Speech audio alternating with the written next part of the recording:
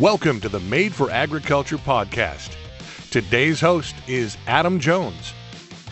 All right, folks. Well, welcome to another episode of the Made for Agriculture podcast. My name is Adam Jones.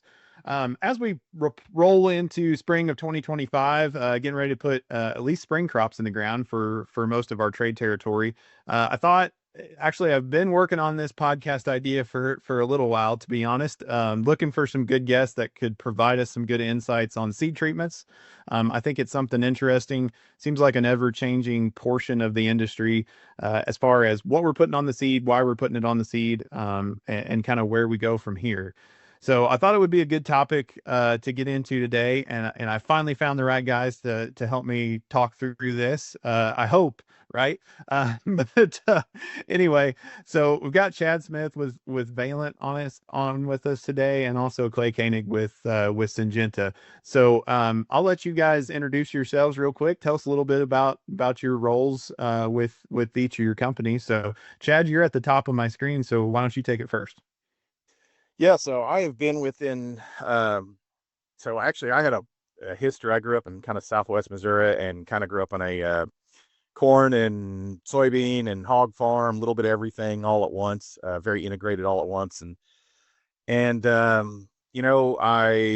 came to school, went to school at back in the day at SMS. That's been a while back, so that kind of dates me a little bit. Yeah, I was going to say you really date yourself with that, Chad. Yeah. But I left there and ended up I went and got a master's degree in agronomy / weed science here at Mizzou, and that was right around 2000s-ish, early 2000s. Then I left and worked for a little while in the boot heel, and kind of fell in love with cotton and the cotton farmer's daughter, and kind of ended up going south and went to Mississippi State where I got my PhD. And so then I worked for about 10 years at Valent's research farm there in Stonewall, Mississippi. And so then I got an opportunity to kind of move back to the Midwest, which I was really, really ready to do and excited to do. And, not just because of the mosquitoes, but still, I was tired of those too. But Yeah. But getting back to the Midwest, that was kind of, my whole goal. And so I moved back up to the Show Me State, I guess, in 2021. And yeah, 2021. I had to think about it. Boy, it's like time flies. And so I took over more of the field market development specialist role, where I'm kind of the tech representative for basically everything south of the Minnesota border to the boot heel. So I've got a large territory. I see a lot of different things, see a lot of good, see a lot of bad, and get complaints, seems like, on all of it. So, but I've been doing that for about the last 3 years, and I really enjoy it. And I get around and keeps me real busy. So Good. Now, I appreciate that introduction, Chad. I appreciate you taking time to jump on here with us today. I'm sure you'll have a great perspective to share. So, Clay, you want to give a quick introduction? Yeah, sure. So listen, I'm not sure. I got to go back to first that we finally found the right guys. I'm curious how many guys we asked before we finally ended up with nobody, to be honest. So I'm pretty choosy about who I asked, actually. We were the ones that said yes. Yeah, that's what it was. Everybody else told him no, so you ended up with us. So yeah. It'd be a better story. There you go. Anyway, so I'm Clay Koenig, so I'm a seed care specialist, would be my title at Syngenta. I've been in this role with Syngenta since 2017, late July, early August of 2017. And so I cover a pretty good sized geography. So I have the northeast corner of Oklahoma, across southeast Kansas, Missouri, southern tip of Indiana, and the southern half of Illinois on the way by there. So I've been in that geography since I came to Syngenta. Prior to Syngenta, I worked for a distributor partner for our seed care portfolio products. And so I covered a pretty big geography: Missouri, Iowa, Nebraska, Kansas, Oklahoma, Arkansas. And I was selling seed treatment chemical and seed treating equipment. So USC specifically was the treating brand of equipment. And I did some work with MFA in that time frame. We did a lot of inventory of the equipment and the facilities that they had, trying to make sure that we had a plan for some parts and repairs and maintenance if that was the case. I spent about 4 years before that, 3.5 years at MFA prior to that of the Ladonia Group. So I have the MFA Christmas ornament on my Christmas tree every winter, kind of like a lot of the other guys that are going to be listening here. So I've been through the retail arm, into the distributor, and now into the manufacturer's rep end of it. So I live in Northeast Missouri. I was born and raised here. We got a whole lot of brick plants and no sod farms is what I remember hearing as a kid. So we are not in the flat black dirt. It's just not the kind of dirt we have here. So I grew up on a small farm here, but it was a lot more cows and a lot less row crops. So I spent some time after I got out of college working for a guy in central Missouri that farmed a lot of acres. So I'm married. I've got 3 boys. They are 8, 11 as of earlier this week, and 13. And the 2 younger ones are baseball. They love playing baseball. And the older one is a golf kid.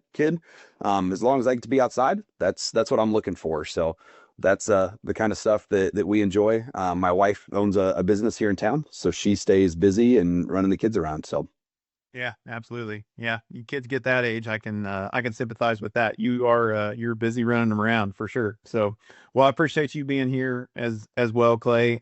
Taking the time, both of you guys. Cut a wide swath across the Midwest, it sounds like. So appreciate you taking some time out of your day to jump on here and talk seed treatments. I thought it'd be a really, really good perspective, getting one of each of you kind of from that represent obviously different companies that are within the seed care space. As a retailer, we get the opportunity to kind of try and use and work with just about anybody's products that we want to be honest, whichever ones we think work the best and fit the system the best. And we as a company use products from both of you guys. Both of your all's employers. So like I said, appreciate your all's time on here today. So I think to get a good introduction or to kind of get going on this topic, I think the best thing would be to kind of start with a little bit of history of I think most folks know now that we've got treatments on almost everything that we plant, whether it's corn, soybeans, or wheat. Obviously, those are going to be the main crops we're talking about today. But I know anything else, I'll knowing Chad's background, we'll try not to maybe talk so much cotton, but he can get over my head real easy there. But pretty much everything that we're planting now has got some sort of treatment on it, right? It obviously didn't have historically. So I guess what I want, I'll let you jump into this one if you want to, Clay. Kind of how did we get to where we are today? I think it started kind of with a lot of Band-Aid type treatments, as we develop some new products. You look about my age, probably back when we were both kids, I would imagine. So Sure. So I would argue that the history of seed care, the history of the innovation of seed care happened before both of our times, right? And some of those products are still around. They're still super popular. I mean, so like if you think back to like where we really started, I mean, a lot of this stuff wasn't corn, it wasn't beans. I mean, grain sorghum or milo is really the first one that comes to mind for most of me and my group. And I mean, if you guys are familiar with like Concept is still out there. I mean, we're still using that. That was like 1979. What was that, 45 years ago? I mean, even longer than that. But we're talking 40, 50 years ago that we started utilizing, that as a seed safener, on seed so that we could use a chemistry portfolio and protect that sorghum. Now we fast forwarded a long way since then, right? You come in through the 80s and you get into, some of the fungicides, and even into the early 90s and even mid 90s for some of the fungicide portfolio products. But it wasn't until, I mean, late 90s, 97, 98, somewhere right in there, that we introduced like an insecticide type product. Cruiser, I think, came out in 97, if I remember right. But if we think about how that happened and the progression behind treating seed, I mean, we started just like that. We were using a seed safener, and then we went through a fungicide portfolio. Then we went into insecticide, trying to protect against some of those things. Then we started stacking different things together, right? Where we took two or three different products that were in either our portfolio or public portfolios for that matter. And we started putting them together. And then you started seeing product combinations, and even we evolved into, even newer products. You get into the, mid 2000s, and we get in early 2000s, and you start seeing products like nematicides show up in the marketplace. Whether it's from our brands or from somebody else. I mean, you guys are probably familiar with Avicta. That was 2006. That was 20 years ago, almost 20 years ago. Yeah. So a lot of these products have been around a long time. So we've just made a progression as we go through those years. I mean, guys spend a lot of time talking about the new top of the line products, or the stuff that's in the news and the media and the publications. But for most of those guys, I mean, we've spent 40, 45, 50 years in the making of these products, coming through the fungicide, insecticide, and now even to the nematicide portfolios, and then into premix type products. Yeah, you definitely nailed it, I think, Clay, in the fact that there was a lot of individual products, and I think now a lot of what we consider a base seed treatment, right? What we consider now is like table stakes, is actually a pretty big deal. It's a custom blend of a bunch of those different things together. I think we took a lot of Band-Aid products and figured out that the best way to do it, or best insurance policy, because a lot of times that's really what some of these seed treatments are. Our best insurance policy is to create some sort of blend that kind of addresses all those issues that you might see out there. I mean, I remember as a kid, planting some corn, and just lost an entire stand of wireworms, and stuff like that you literally almost do not see anymore. But like I said, 9 years old, or however old I was at that time, probably something like that, dumping cans of Colonel Guard into the planter the next time we went out and reclaimed that corn, right? So, um, so yeah, I mean, it was, but those were real issues that, I think if you just like popped onto the scene today and started planting corn or something like that, you would never even know that that was a thing. To be completely honest, because most standard seed treatment packages anymore, pretty much address those kind of things, right? So like I said, I think we take a lot. Four Yeah. big drivers, right? I mean, in Chad, I'm sure that you probably will hit on this as well, but Pythium and Phytophthora. I mean, we talk all the time about Pythium and Phytophthora. Those are the killers, if you will. When I'm talking with guys, think of the two P's. They're the killers, and then you've got Rhizoctonia and Fusarium. That's typically, whenever we're putting product portfolios together, those are the big four drivers for most of my customer base. Absolutely. Yeah. Yeah, I would agree with that. And I would say I'll even back up, starting even earlier. I remember, this is something that still occurs today, but I would say that probably the first original seed treatment, one of the first ones outside of, mercury and some of the things they used to do back in the old days. I do remember, I remember as a kid, I remember a can of Heptachlor too, from back in the old seed storage days. And so, Got a picture of one that I use in a presentation. Absolutely. Yeah, That was a long time ago. that's been a while back, but I feel like probably even backing it up even further, I think a lot of it, I think you could almost argue back to the hopper box treatment of inoculant for soybeans. I feel like that was probably the OG, as they call it, for a seed treatment, because it became such a necessary. It was such a critical thing to get the most out of your beans when beans were really starting to be raised around here. And now it's something that I don't think people think of as much anymore. But when bean prices hit really high here a couple of years ago, and there was people taking old school stuff from, pulling out a CRP or whatever they could. And, there was folks that needed to hit it with some inoculums, and, so they can get some nitrogen fixation on your beans. I feel like that's something that probably goes overlooked to some degree, but it's probably just as critical. And so I still tell people, if you've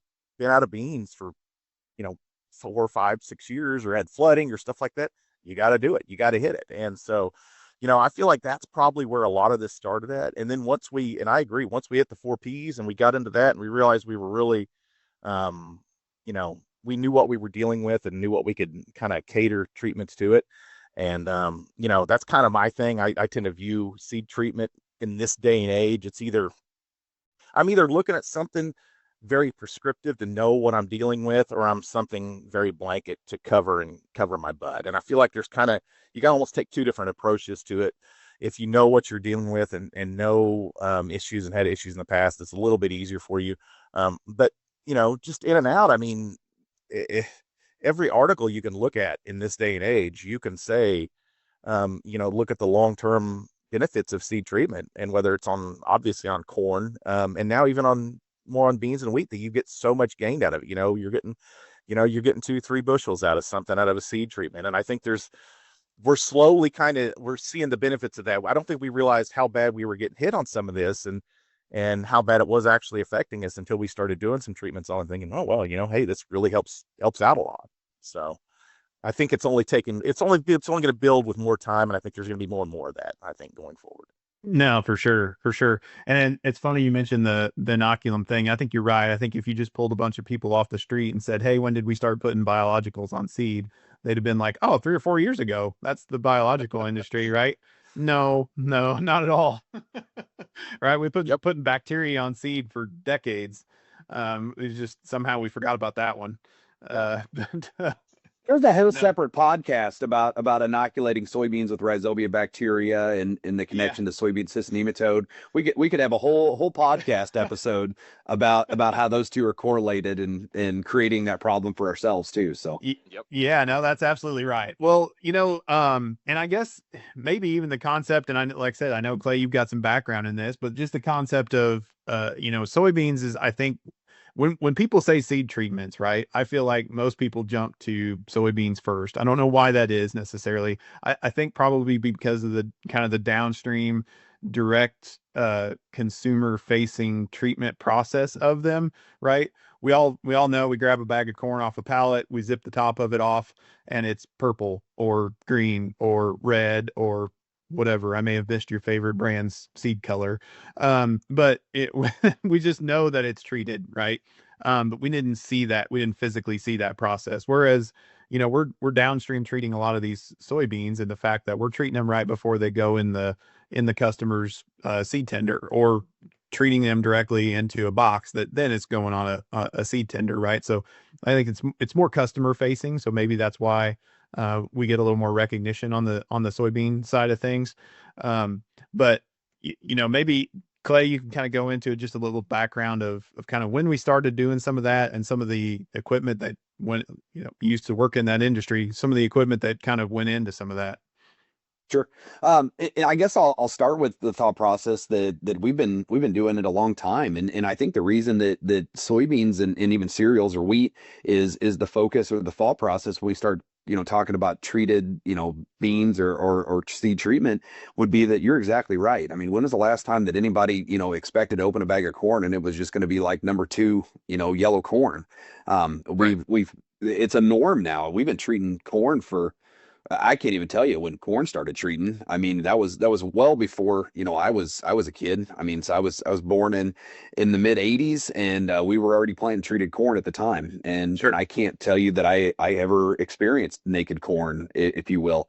And I tell you what, it's pretty difficult even for guys to get to do trial work and testing work and stuff like that. It's because we expect it to all be treated.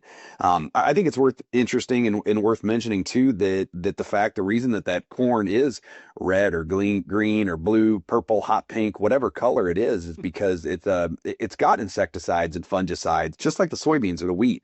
And we don't want that to end up in the grain channel, right? It's a safety concern. So when we add those products, that's the EPA requires the seed to be an unnatural color. That's why it's red, green, blue, purple, hot pink. It doesn't matter.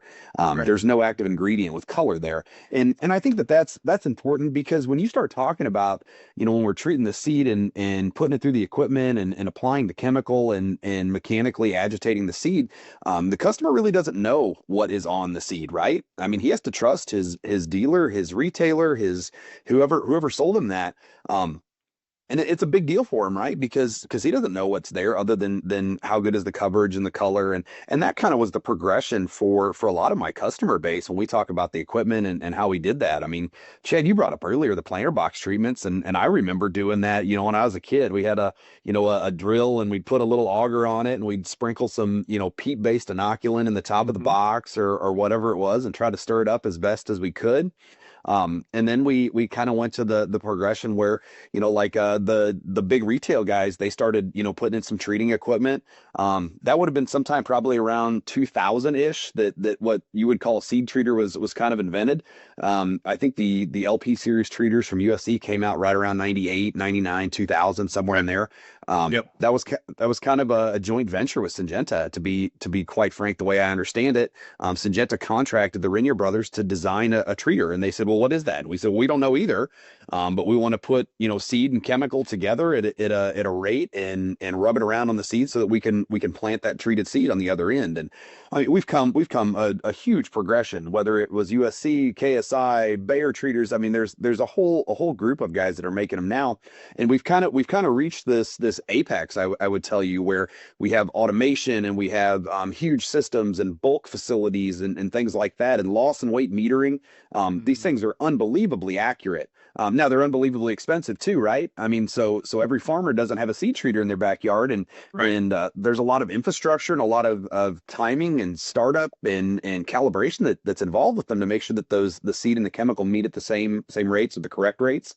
And there is a progression now. When I say we've reached that apex where the big retail accounts, I mean, you look at some of the MFA locations, there is nothing out there that is any better with more technology, or anything out there. But the farmers are starting to buy some of these older, outdated pieces of equipment and making their own things and stuff like that. So we got to use some caution, I think, when we go down that path, that there is some extremely accurate equipment out there, especially if it's used correctly, calibrated correctly, and applied correctly. These guys have tremendous ability. And when we start talking about use rates, I mean, there's some products in our portfolio, the use rates are like 0.08 ounces per 100 pounds of seed. So you're talking about 0.04 ounces per unit roughly. And then you're going to spread that 0.04 ounces across a whole acre on 140,000 seeds. I mean, so the splitting the hairs, if you will, for it is crazy. But yeah, I would agree with that. What I would jump in and say is the other big benefit to that too is I see now that we've gotten so technologically advanced, especially whether it's an MFA and some of your bigger retailers like this, is they have the ability to be very, kind of like when I was talking about very, very prescriptive type, whatever you're fighting, whatever your disease, that access and being able to be very flexible and adjust things and get the right rate, because a lot of times that's a huge thing. And, I can't tell you how many times people look at, they may not compare apples to apples as far as AI and what you're getting with what you need. And having that now, I mean, I think, like you just said, you think back like 25 years and the lack of that, and where we didn't have the capabilities of that. And so now I think there's a lot of benefit to be able to go to your read. It's like going to a restaurant, just pick out what we want to do. Let's get this and put this on there because I've got this.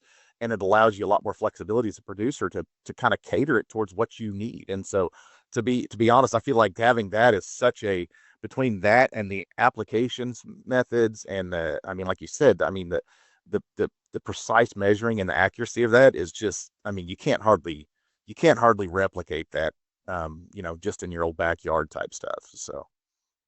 No, that's right. And that's kind of how the approach that we take it to, from a retailer standpoint, is a lot of times we're setting up, kind of what are our base treatments, right? And then what are the add-ons that we can make? And I always think of, driving through a car wash, they give you here's the $10, we'll knock the big chunks off, or the $17, there's these little arms that come out everywhere and wax it, type of situation. So that's kind of how I look at it. When you look at seed treatments, right? Everything that goes through the system gets the big chunks knocked off of it, right? But there's definitely some fields and there's some benefits to knowing when it pays to put that extra wax on there too, for specific issues, right? Especially if we know we've got a history in the field. So let's dig into that a little bit. You guys have tried to jump the gun on me just a little bit, but on the you guys mentioned the I don't remember if it's the 3 Ps or the 4 Ps at this point, but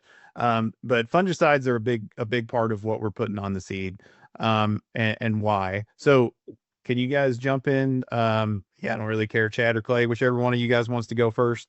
As far as kind of what some of those actives are and what they're doing for us from a fungicide perspective, because I know a lot of our seedling diseases obviously are fungal diseases. So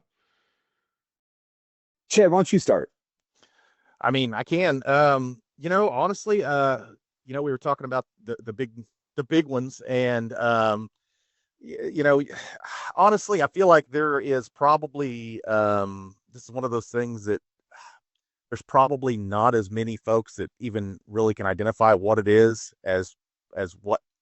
How do I put this? There's a lot of folks know when something goes wrong, but a lot of times they may not realize what it is. And so, knowing whether or not it's Pythium or Fusarium or Phytophthora or all that and how it affects and what the symptomology is and knowing how it got there, the conditions for it, whether it's, cool and damp for your, your Pythium or versus, warm and dry for your Fusarium and things like that. And there is a lot of different situations that can occur with it. Now, when you start adding in AIs, I mean, I would say all in all, let's back this up. All in all, I will say for corn, before we get touching the soybeans, I will say this within corn. Corn does a very good job, all in all, of having good seed treatment as far as fungicides and insecticides on. We were just talking about that, how it's gotten so good in the last, 20 some years or longer than that, there's no such thing hardly as bare corn seed anymore. And so to be honest, I don't see as much corn and I don't hear as much concern about it because there's still some over treatment. There's things where people want to use, maybe they're got some root knot nematodes or something, and they want to fight something there and add in the nematicide or something like that. But all in all, I would say probably corn is probably, I don't know, probably been at it longer, and maybe it's just because of seed corn costs and everything else that go into the prices and what you're getting in and getting out of that crop. But with soybeans, I feel like there's still a lot of gray area to some degree. We're in a situation where there's probably, I don't know. I honestly, Clay, what would you say the percentage of soybeans that are treated? Now, because we're at such a low, I don't know. We're at such a low amount. I still see so much going out even further north of here that's probably, I don't want to put this in a bad way. There's retailers north of the border in Iowa that are, I think they're literally treating soybeans with like just a colorant, and that's sad. It's true. And they're up there and maybe they have a little better soils, not as much flooding, not as much damp conditions and things like that. And so all in all, I feel like we're still on the cutting edge, on the early side of the soybean seed treatment thing. That being said, it's still on the upswing. I think we're in a situation now where we start seeing what our neighbors are doing and seeing what they're getting benefits out of it. And I would say, as a general rule, there's not been a situation in the last few years where folks have not seen a benefit out of your seed treatment with your soybeans. And whether that's adding clethodim for insect control, or you're adding middle axle or ethoboxam, whatever you've got in your particular package and whatever you're treating with, you're going to help yourself out. Last year was a great year for it. To be honest, I saw a huge benefit from a lot of the SDS seed treatments last year with our soybeans, especially once we got further north into the borderlines of Iowa there. A lot of wet conditions, a lot of situations where that really paid off. We got a lot of bang for our buck. As a general rule, I don't want to recommend any one particular part. We particularly sell Intego Sweet soybeans, which is, metalaxyl ethoboxam for Pythium and metalaxyl with the Phytophthora. So does ethoboxam to some degree. Iconazole for Rhizoctonia and the clethodim for the insecticide portion. That's kind of what we do. We're looking at like 5 different things in that particular treatment. And so when you go and start looking at that versus Cruiser Max Vibrance or Acceleron or whatever you happen to be looking at. It's hard to pick and choose. I don't want to say I don't want to point anyone down one particular direction or another. I feel like, honestly, we're so far behind on our seed treatment. I feel like you need to be asking your retailer, asking your MFA location, say, hey, what do you have for seed treatment? Because there's still so many folks that are out there. I tell people it's kind of like, it's almost like post fungicides on corn. There's not enough people doing it. And so to some degree, I feel like however you want to do it, just make an attempt to do it and see see how well it benefits and see if it helps you. I don't know what caused that. As far as whether it's, seeing your neighbors, maybe it's, there's more talk of SCN and things of that nature and the spread of SCN. And I know y'all are familiar, know Mandy Bish, and Dr. Bish is an awesome researcher, and she's on the cutting edge of all that, and looking at SCN and what we're doing with the spread of that's going to be a huge thing going forward. I don't want to say that it's going to be a bad thing, but I mean, it's not being good. Let's put it that way. And we really need to be kind of aware of what we're getting into in the next few years, especially since we're seeing more and more SCN spread. We're seeing the nematodes take off on the 88 varieties, and now we've got Peking coming out, and we don't want it to become a real issue on the Peking and start reproduction on that. And so, I mean, to be honest, I don't want to necessarily start pointing fingers and saying, we need to put this on that or this on that. I feel like folks need to really just go back and say, hey, I need to start treating. What have I got? Let's, what can I do to help this? And so I feel like starting at the base and getting folks to do it is probably the biggest challenge with a lot of folks. Oh, I agree with you 100%. You asked earlier what percentage of beans. I've 75, 80% of beans, I think, get something on them. I think it's 25% or less that are getting something beyond an F and I.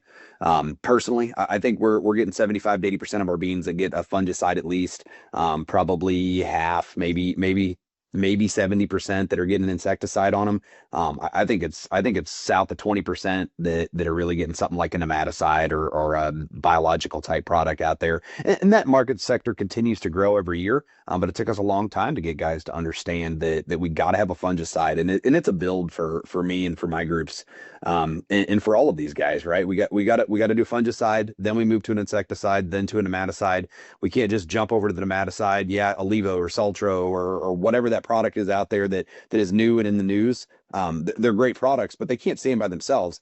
And it's funny that you bring up PI 88788, genetic resistance in Peking and stuff like that, because I have guys coming to me all the time, asking me, hey, what is the absolute best thing that I can do for seed treatment? I said, well, the first thing you need to do is pick a resistant variety, right? Yeah. Variety is hands down the most important part. Select the right variety for the acre, and then use this to springboard on top of it, right? You don't need your car wash if you don't have a car, if you will, that kind of a thought process. But you asked, Adam, you asked about walking through the products and stuff like that, and we could rattle off all the products that you could possibly imagine faster than any of the guys could write them down. But when we look at Pythium and Phytophthora, there's a lot of overlap with those two, right? Those are the two killers. Yes. Metalaxyl, Chad, you brought up metalaxyl or mefenoxam. Those are going to be in the same family. You talk about like Apron XL or something like that. Ethoboxam. Those are all rock stars. That whole group is great products out there. PCBX will fall in that box for us too. That'd be our newest picarbidrazox. I don't expect you guys to know how to spell that. That's not what the goal was there, but knowing there is more products in that space, Pythium and Phytophthora, the ethoboxams and metalaxyls, those are doing the heavy lifting for the most part for those. It gets a little more scattered when you moved into like Rhizoctonia and you move into Fusarium, those kinds of things. You brought up corn. Remember that you can find a lot of these diseases in corn, beans, wheat, moving into alfalfa, something like that to get out of crop rotations, those kinds of things. So henbit is not a cover crop, right? It's a host for Fusarium. Now in Missouri, sometimes we think that that's a cover crop, but it's not. But you start looking into things like you get down into like Rhizoctonia, and I mean you're talking about cold, wet, followed by hot and dry. That's usually what triggers that one. And it lives in the plant residue of all of those crops that we just talked about. But I mean, you're going to hear, Ipoconazole, you brought up Ipoconazole, Chad. It's a great great product. I mean, it's a tremendous product for Rhizoc.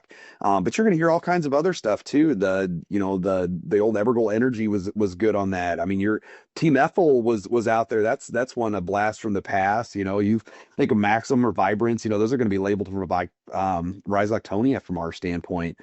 So there's a lot of great products out there, and I can't tell you that one product is better than the other. You've got to utilize the whole portfolio, whether it's some of the older chemistries that we've got to put them together, and we've got to stack them together on top of beans that have genetic resistance. I think is definitely the direction we should be going.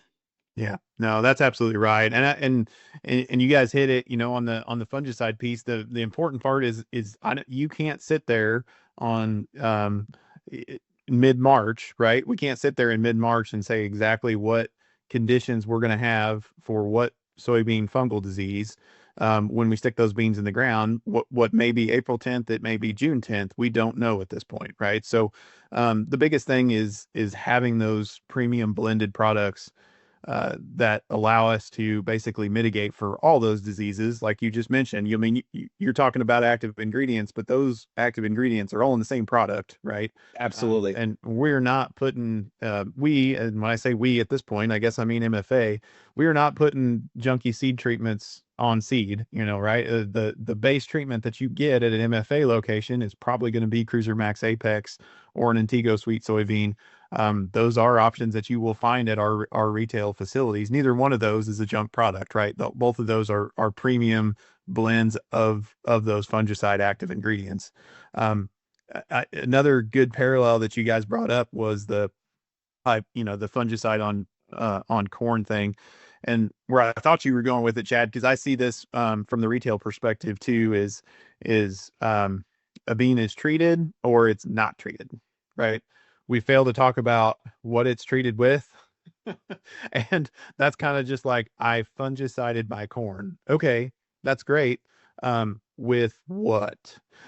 Because that matters a lot, right? And it's the same way with seed treatments. So I think that's something good to point out too, is that a lot of times what, maybe we lose perspective as in the three of us sitting here, but like I said, a lot of the times what we're doing and what we say is a base seed treatment is actually a premium product when you look at the marketplace as a whole. Because you guys alluded to it, right? That very few of these active ingredients are brand new technology. They're all off patent, something that the generic marketplace is flooded in essentially. So we can make some sort of cheap seed treatment and throw it on there and call it a treated bean, and charge $3 or $4 for it, right? That's an option that you're going to see in the marketplace. So I think it's important for you to know when you're looking at what you're going to put on seed, it's important to know what your retailer has available to you, and exactly what those products are, right? And if it's a generic, just like if you're buying some generic corn chemistry, if you're buying generic anything, read the label, figure out what % of actives are actually in that product. I think there's a big difference when we talk about seed treatment. So we cross over to foliar fungicide. There's really no rescue treatment for what we're talking about in the seed treatment world here, right? So we may not see some of these things show up until late season. I mean, you have, like we talked about Phytophthora 100 times already, but you have early season and late season Phytophthora. Late season Phytophthora, we're talking about soybeans that are waist high and they just crumble up. They crisp up like you sprayed them with Liberty and they were a Roundup Ready bean, or vice versa. I mean, they just die.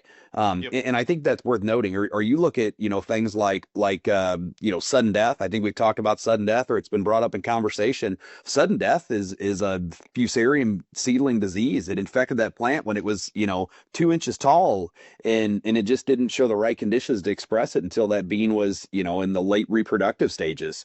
That kind of a thing late in the season.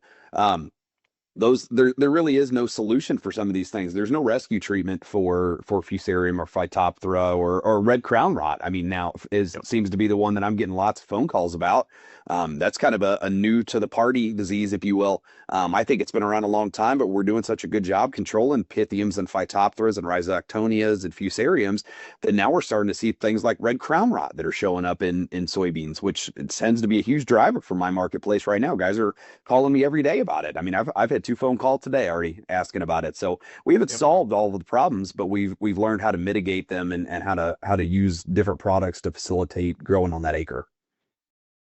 Yeah, I think there's a lot of folks that when they look at bean prices, I don't think they want to spend the money. Everybody's like trying to hold off on it, but I feel like seed treatment is one of those things that statistically, I mean, you're going to get, 60, 70% of the time, you're going to get something out of it. You're going to get, bushel, 2 bushel, 3 bushel or more, especially if you're fighting something that's bad. And if you've got and you may not, and it's like you just said, it's the SDS. I saw so much SDS last year. I cover up into Iowa, and man, there was a ton of it last year up there, and it was just, no treatment, and didn't think anything of it, and it come mid-year, and next thing you know, everything starts dying, and everybody's like, what do we do about it? Nothing. We're past the point, and so it's hard to get folks, I guess, to bite into that side of it and say this is a preventative, but trust me, you're going to be better off in the long run. It's you just don't want to see that happen to them. And there's nothing worse than seeing that show up late in the year and say, well, yeah, we can't do anything about it. Just sit there and watch them dwindle and twiddle your thumbs. It's tough. That's right. So, Ship is left to port at that point. But the SDS thing is it's a good parallel, right? SDS, SCN, you guys have both brought those 2 things up. Completely different diseases, obviously, completely different sides of the spectrum of what exactly we're dealing with. But both situations where we can be very prescriptive from a seed treatment standpoint and also a seed variety standpoint. You guys hit it with nailed it on the head with the SCN thing, right? Number one thing, let's look at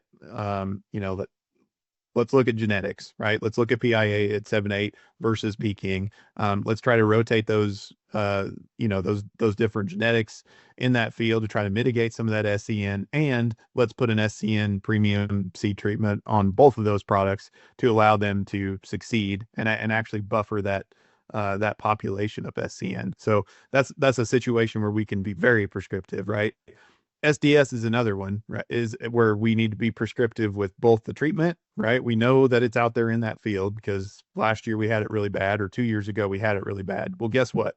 It's still there. And so we know it's bad, right?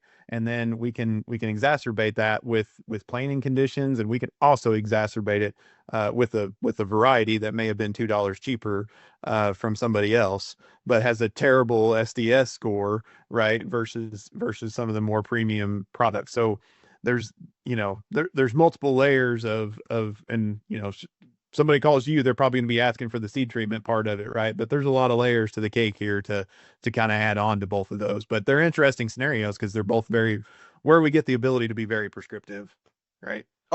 A big watch out that I run into with guys a lot is we talk a lot about soybean cyst nematode or SCN and talk a lot about SDS.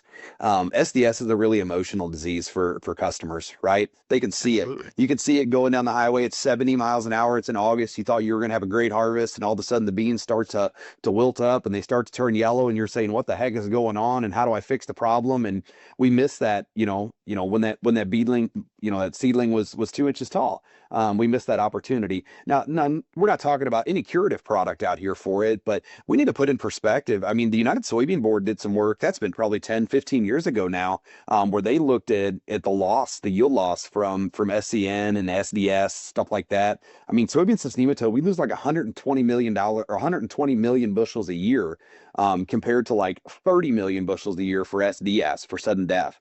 And trying to put that in perspective for people, that's 4 times as much. So our loss for soybean cyst nematode beans, is 4 times what SDS is.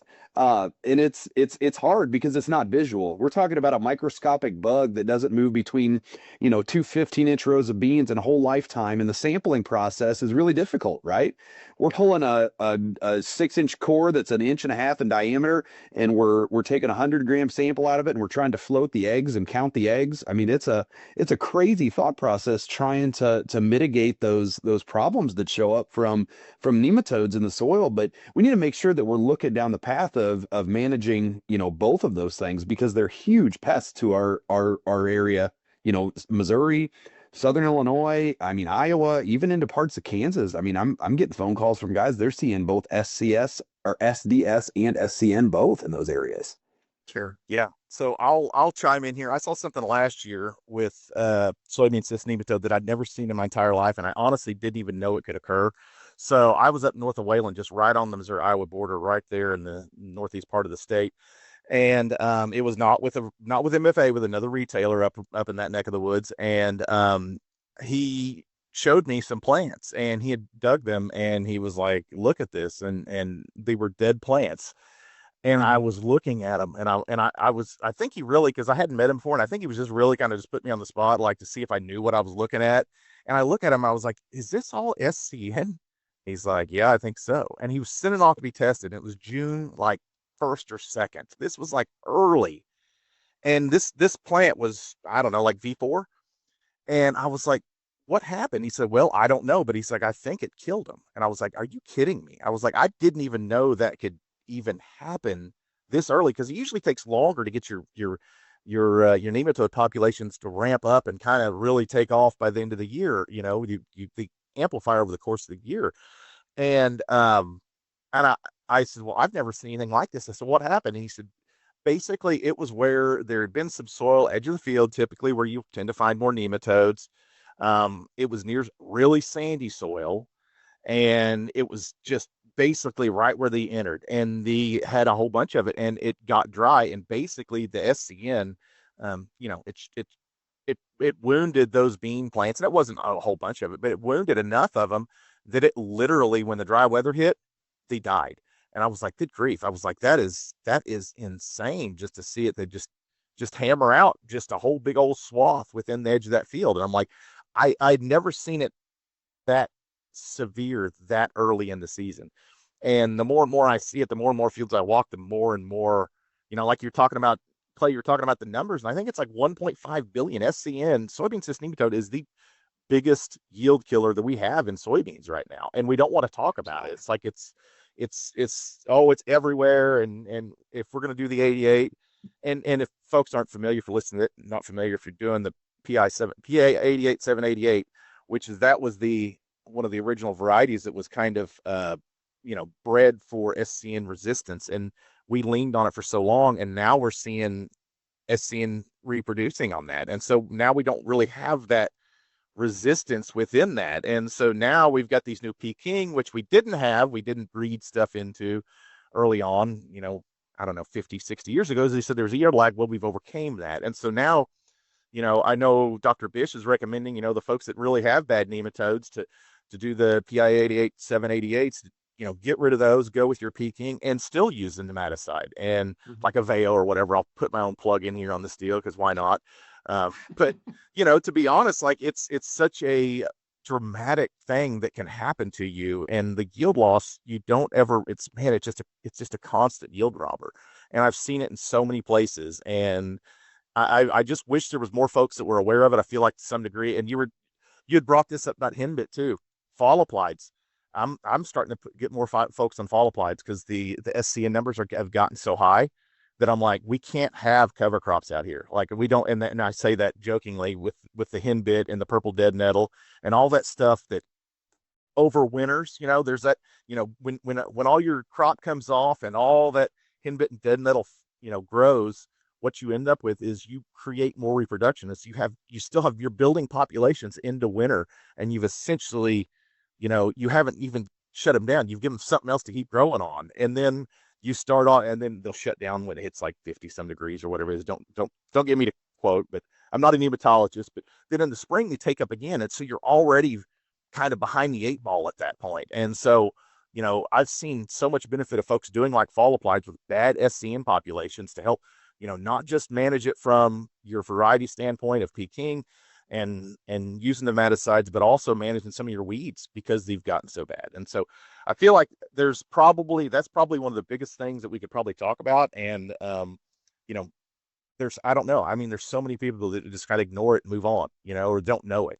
And I feel like as it gets so small for you, you can only ignore it so much before you realize that this is a real issue. So 100%, Chad. I think 2024 was a really, really bad SCN year for most of North Missouri from what I saw, and it was not a big sexy headline, right? But it's something that we saw as well. I saw more visual symptoms of SCN in 2024 than I think I ever have. And that's something that we're going to find that again. That wasn't a one-time thing, right? It's a cup that keeps getting fuller and fuller, and eventually it's going to run over the top. So, it's something that we better be mitigating for. And yeah, you're exactly right. That's the way I would recommend it too. We talked about a tiered approach, but yeah, choose the right variety, right? And I don't care what variety you choose, put the right seed treatment on it as well to mitigate for some of that nematode pressure. So, guys, I did want to get in a little bit to the kind of the biological space or nutritional space. You guys can, but these are things that we're doing. I know it may be not something you guys deal with as directly on a day-to-day basis as you do the, kind of the fungicide, insecticide actives and those kind of things. But something that we continue to push on from an industry standpoint, it seems like basically just that seed treatment process gives us another opportunity to add other things to the system, whether those be biologicals, whether those be nutritionals. I think it's another chance for us to hit on something, right? Again, when you look kind of at what we consider a base seed treatment where we've got all the different actives kind of all mixed up, I think this kind of adds to that in the fact that gives us another opportunity to get other chemistry out there or other biologicals out there. Clay, you got some thoughts on putting some of these other things on the seed? I do, and I want to start with the fact that I did spend some time in this space in a past life, where I sold inoculants and biologicals along with distribution products and custom blended products at that time. Yep. I'm a huge fan of inoculants in general. So Rhizobia bacteria introduced on soybeans. I at this time Syngenta really doesn't have a vested interest. They are working on we do have a biologicals division, and we're bringing some products to market. I don't have a lot of commercially available stuff that I can say, hey, here's what's coming from Syngenta right now, but we are doing some third-party evaluations, some in-house trialing work, with like Mosaic and some inoculant companies. You guys might have heard of some of them, like Rhizolic or Signum. And I only say that because right now there isn't like a commercially available product that I can even offer in this space, right? We'll have one very, very soon, but it's not there yet. We're not to that point yet where it's something that we're out promoting. But I preface that because I'm a huge fan of Rhizobia bacteria and inoculants on soybeans in general. If we're coming out sod ground, if we've been underwater or something like that, I mean, we have to have Rhizobia bacteria to nodulate soybeans, right? Soybeans are a legume crop. And without that Rhizobia bacteria, they don't nodulate and they don't fixate atmospheric nitrogen. That's the difference between beans and corn, if you will. Corn is in the grass family, like a cereals product. That's why we're putting everybody out right now. If they've got a sprayer, it's probably putting streamer bars on it and getting ready to run some liquid on some wheat in a lot of places. But the fact that we have some opportunity to go out with inoculant type products or even biological growth promoters, I think is huge, right? I mean, we know that NP and K fertilizer are important, but we're seeing more and more that zinc and sulfur and coppers and borons and whatever it may be, they become to be more and more important. We've done the macro stuff and now we're looking at the micro stuff. We're picking up tiny little pieces and we're stacking all of these pieces together to get bigger bites of the pie, to get more yield out of every acre of soybeans, corn, wheat, cotton, for that matter, if that's what we're growing. But we've got to utilize everything that we've got out here. I'm a huge fan of inoculants and biologicals. The watch out that I would give guys is just be cautious when we're starting to run some of these together. So there is no EPA registration numbers that come on biologicals and inoculants typically, right? It could be straight tap water, and they could put a cool label on the side of it. So make sure you know what you're buying and what you're getting. And some combinations aren't friendly with each other's, right? So heavy metals specifically don't play well with inoculant type products.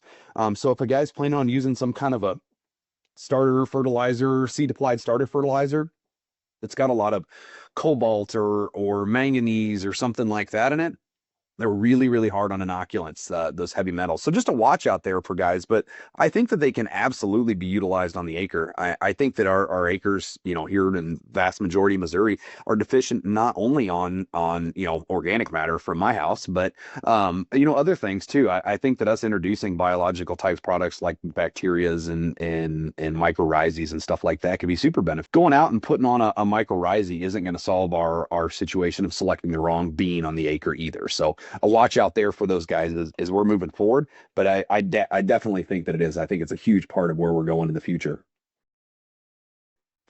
All right. Well, then you literally just let in. I mean, I can't not do a plug right now because we launched a commodity classic like 2 weeks ago, but we did exactly that. So we took a Veo, which is our bacillus, our actual nematicide, and it's with mycorrhizae. And for folks that aren't familiar with that, that's basically a fungus that you can put in your soil and stir in it, and it infects your plant roots, and you help pull up like phosphorus and things like that. So it helps nutrient uptake by kind of creating a symbiotic relationship. And so one of the big things we recently launched is within Valent was outreach nematicide, and it's primarily as now see that I mean you've literally hit on everything. It's in the cotton market actually.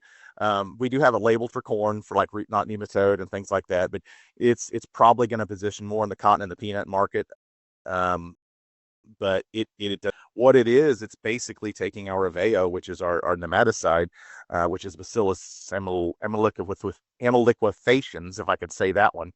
And then we added in the mycorrhizae. And I've had some folks, well, can we use it on beans? Well, yeah, but like the mycorrhizae, I don't know why you'd want to use it on beans because beans don't really respond to mycorrhizae. So,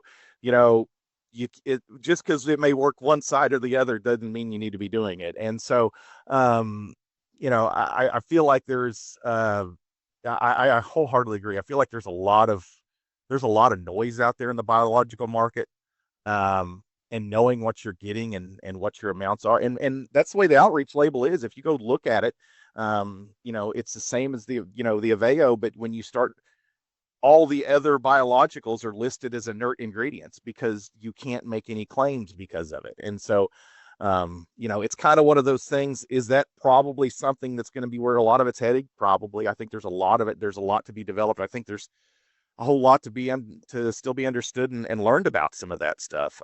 Some of those biologicals, we've seen a lot of benefits, especially like I said, in cotton and peanuts again, corn still, but I feel like it's probably not going to be as huge in corn, just because again, there's not that many folks that really don't want to talk about root knot nematodes and things like that can affect your corn crop. And maybe one of those things, once it starts, it's like soybean cyst nematode. Once it becomes bigger and bigger, and there becomes more and more of an issue, and then maybe there's some more discussions and more inquiry about it. But yeah, there's a lot to be developed in the biologicals, but I would be very cautious to recommend. I've seen some crazy stuff. I mean, you go to a farm show and walk around and look at some of the biologicals. And there's just crazy amounts of problems. Out there. It is. It all just kind of needs to be measured. But you guys both kind of went right where I thought you would go with it is an opportunity. And I think I either took that from something that you all directly said or just even the tone that you described it in, right? It's an opportunity, I think, for us to do additional things, right? When we can be prescriptive with a base seed treatment, right? We can be prescriptive with with sudden death. We can put Saltro on it or something like that. We can be prescriptive with some of those things, but also we're sort of buffering and going back to that insurance policy mindset. And right, rather than just putting generic seed shine on the seed, well, hey, let's use that opportunity to put a nutritional in there, right? And put a little more fertility in furrow that's on the seed instead of just some shiny pixie dust. um, has to be a good thing, right? That cannot hurt the crop. And so we're messing with some of those products, and it makes a lot of sense. It just makes sense, right? If I'm going to purchase something anyway, why not purchase something that could give me some agronomic benefit versus just purchasing something, in the biological space, I think you guys nailed it. It is an opportunity. We need to get to the point where we can be as prescriptive as we are with some of those other, we've mentioned products from both of you guys that we can be extremely, prescriptive with. So we're not there yet, I don't think, on the biological space, but we're getting closer.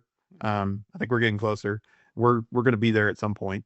So, one more thing I wanted to make sure I got both of you kind of an opportunity to answer or talk about. And we've hit on a lot of this, right? But I was going to say kind of where is the industry heading? But I guess maybe I'll phrase it better. I feel like we've already started to steer down that path just a little bit. But what are we going to be doing seed treatment wise, 5 years from now that we're not doing now? My first answer is I have absolutely no idea how far we could possibly be in 5 years. We just talked earlier in the podcast that we still remember when some of our people didn't have the things that we have now. I mean, we've made such progression, of our product portfolios in the last 40 years. No, I kind of say that tongue in cheek because there's a lot of stuff that's coming, not only from our portfolio, but all of our competitors' portfolios too. I mean, we just brought one to market not too long ago, right? I mean, we have a new mode of action that came out a year ago, which is a big deal. I mean, not a new active ingredient, a new mode of action. And I got asked several times here. I mean, does anybody remember the last mode of action we brought to market prior to like our PCBX or what you guys will probably hear as Viantis, as you're more familiar with it. But I mean, it was Group 27s. It was like HPPDs, and that was in like the late 90s. This is 2025. So, I mean, a new mode of action in any space, let alone seed care, is a big deal, right? And I think that there is more stuff coming. I mean, you're gonna start seeing more stuff coming, I think, from everybody's portfolio. We've got some new products that are coming. Victrato is one that you're gonna start hearing from our side, right? You guys are gonna hear us talk about it specifically coming forward. We do not have a registration yet. We expect to see one anytime. We were hoping to have one for this spring, but we're looking at like next generations of things now. We've done a lot of the fungicide, insecticide, nematocide. So keep an eye out for that one that's coming. Planazoline technology, Timerium technology. Those are the terms that you guys are going to be looking for from our side. Chan, you got some comments from yours probably too. Yeah, I feel like a lot of ours is probably, I agree. It's probably just generally as a whole within the seed treatment world. I would say there's probably more and more leaning into the biologicals just because there's so much that hasn't been fully developed and understood about a lot of that. And we're just really, even though we just launched that product, like I was talking about outreach earlier, which is that's new, but it's also one of those things. There's not a whole lot out there as far as really well known what biologicals do work and what don't work. And I feel like all of us in the major ag companies, there's a lot of other smaller folks that are out there that are, like I said, promising the world with some of these things. And I feel like some of it needs to be vetted, but I feel like there's probably things out there that we're going to see. They're like, oh yeah, probably in the next 5 to 10 years, we're going to see more and more people say, well, I want this particular biological, or I want this, or they're going to know what they need. And I feel like we're going to lean into that more prescriptive aspect of things, whether it's taking mycorrhizae and putting it on flooded fields afterwards, because you can get, a lot of times you see a yield bump and it kind of free jump starts the soil. There's going to be a lot of that's going to be going on in the next 5 to 10 years where we might be able to do a little more prescriptive and know exactly where they're at, what they benefit, what their ideal use pattern is. But right now within that, it's just there's a lot of noise in the marketplace. Nutritional is we're getting better with nutritionals. I feel like that's honestly the mixing, like you were just talking about, mixing with things, whether it's not seed treatment in fur or anything like that. There's going to be hopefully there's going to be some advancement with some of that. Maybe it might be a little easier to apply to get them out there, things like that. But all in all, I feel like probably that's, as a general rule, a lot of us, yes, we're still in the hard chemistry like Valent.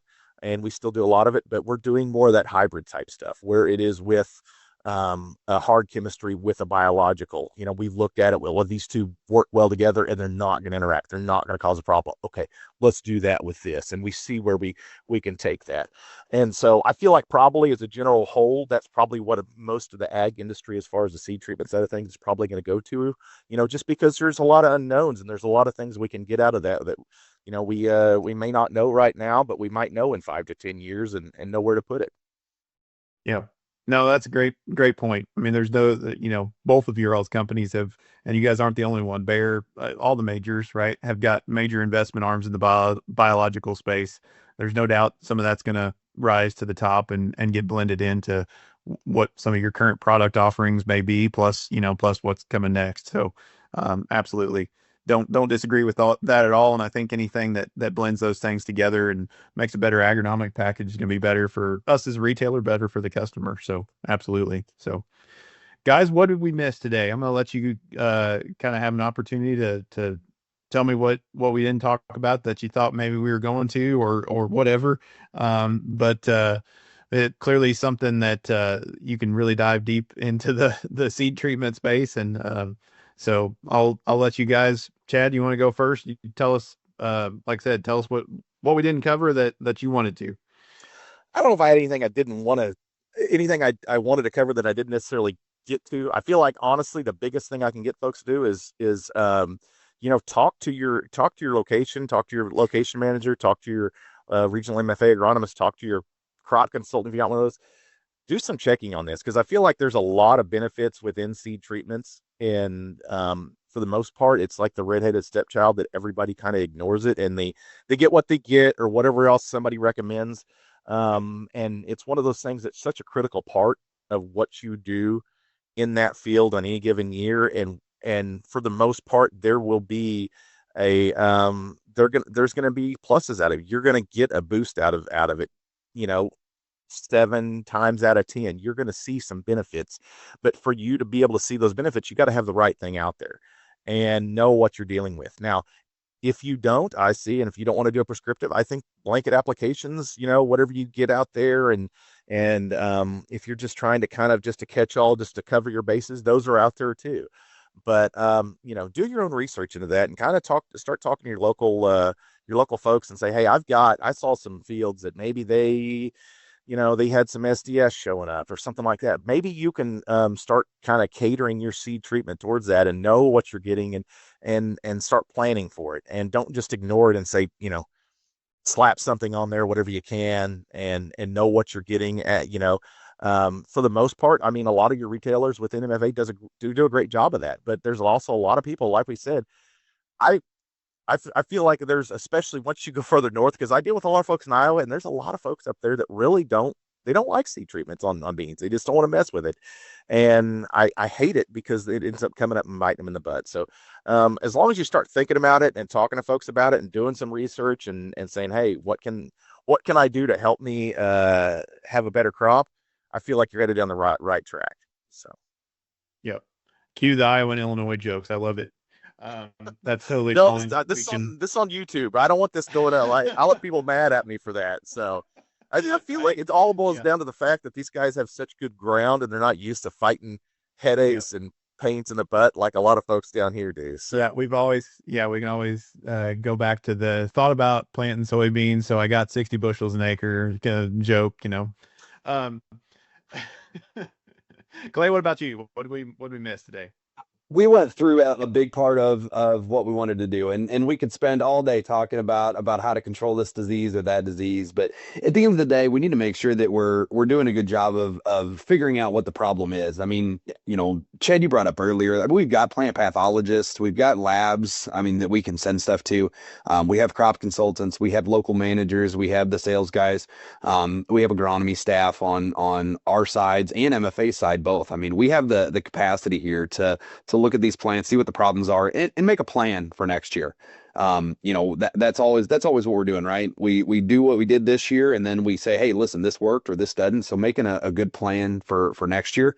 And I brought up red crown rot earlier. I mean, I don't think every field has red crown rot in it right now. That's not what I'm getting at. I think it's a pretty hot topic, but we need to go out and I think that's one that I've misdiagnosed more than once in the countryside, right? I've been out with a customer looking for something else, and we didn't even know it existed yet.